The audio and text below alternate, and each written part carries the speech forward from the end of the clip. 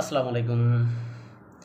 আজকে আমরা আলোচনা করব যে মার্কিন পররাষ্ট্রমন্ত্রী মার্ক রুবিওর সাথে আমাদের যিনি ইন্টেরিয়াম প্রধান হিসেবে আছেন ডক্টর মোহাম্মদ ইউনুস, তার সাথে যেই ফোন আলাপ হয়েছে ওই ফোন আলাপের বিষয়ে আসলে আমাদের মিডিয়াতে ওরকম কোনো নিউজ আমরা দেখতে পাচ্ছি না।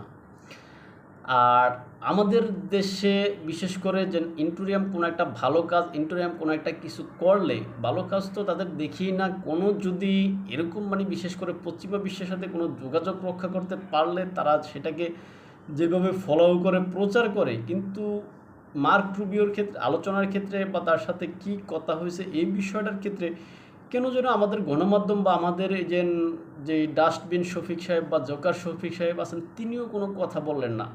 কেন যেন এটা সরকার চেপে যেতে চাইছে, এটা কারণটা কি?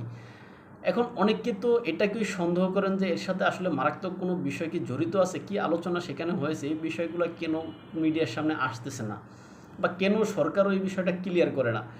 এখানে মার্কিন প্রতিনিধির সাথে বা মার্কিন পররাষ্ট্রমন্ত্রীর সাথে যখন আমাদের অন্তর্বর্তীকালীন সরকারের প্রধান হিসেবে পরিচিত ডক্টর মোহাম্মদ ইউনুসের কথা হয়, এখন এই কথাটা যখন মিডিয়াতে যত বেশি প্রচার করবে তারা এটাকে তত বেশি প্লাস পয়েন্ট হিসেবে নিবে, এটা 100% শিওর। কিন্তু তারা এই বিষয়টা কেন যেন এই ক্ষেত্রে চেপে যাওয়ার কারণটা অনেকেই মনে করেন এই ক্ষেত্রে বন্দর যে আমাদের চট্টগ্রাম বন্দর বিষয়ে বা দেশের ভিতরে যে সামরিক ঘাঁটি করার বিষয়ে পশ্চিমারা বা বিশেষ করে যুক্তরাষ্ট্র যেই প্ল্যান নিয়ে এগোচ্ছে ওই সমস্ত বিষয়ে কথা হয়েছে।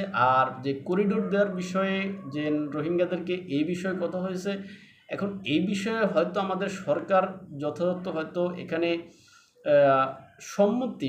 সম্মতি দেওয়ার ধার প্রান্তে, তাই এই বিষয়টা নিয়ে বেশি ঘাটাঘাটি করতে চাচ্ছে না বলে অনেকেই মনে করেন।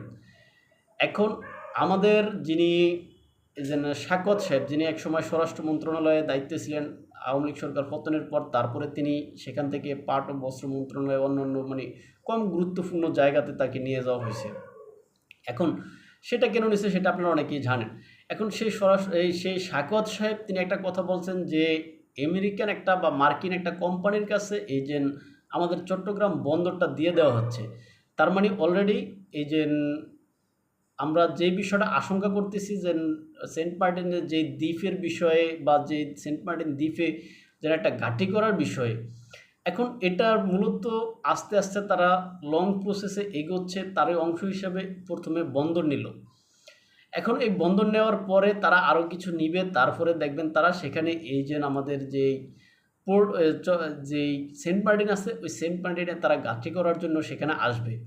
এখন অনেকে হয়তো এই বক্তব্যের সাথে একমত হবেন না, নাও হতে পারেন, সেটা আপনার বিষয়। কিন্তু আমেরিকানরা বা পশ্চিমারা কিন্তু কোনো কিছু ধরে আজকে চাইছে আজকে কিন্তু নিয়ে যাবে না। তারা এটার জন্য লং টার্ম এখানে প্রসেস করবে বা এখানে শ্রম দিবে।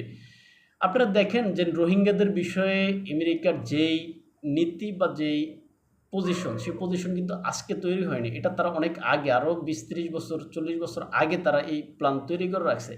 এখন এসে তারা সেটা বাস্তবায়ন করতেছে। সেম বাংলাদেশের যেই তারা এখানে যে একটা ঘাঁটি গাড়বে এই বিষয়েও তাদের লং প্রসেস আছে, লং টার্ম আছে। এখন এরই অংশ হিসাবে তারা আস্তে আস্তে আস্তে আস্তে করে এগোবে। এখন দেখেন এই যে জাতিসংঘের মানবাধিকার যে একটা কমিশনের অফিস করতে দেওয়ার অনুমোদন বাংলাদেশে, এই সমস্ত বিষয়গুলো এর সাথে জড়িত আছে।